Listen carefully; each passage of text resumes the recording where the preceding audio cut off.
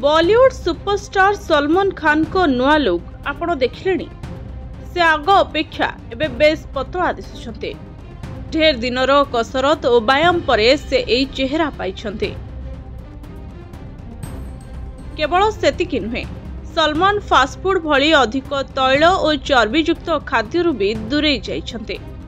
तांकर आगामी films battle of Galwan पई एभली प्रस्तुति करुछन्ति से।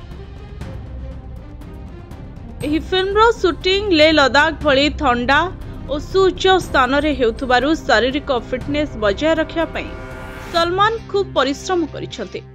एथिपई जणे स्वतंत्र ट्रेनर तांकु ट्रेनिंग मध्यम देइछन्ते। अपूर्व लक्ष्यांक निर्देशित बैटल ऑफ गलवान टीजर आसिबा परठु प्रशंसक माने सलमान को पुणी थरे एक्शन रोल परदारे देखिबा पई उत्साहित होई पड़िछन्ते। भारत और चीन सेना मध्य गलवान घाटी रे होइथिबा सम्मुख लड़ाई उपरे आधारित ए फिल्म्स रे सलमान मुख्य भूमिका रे अछन्ते।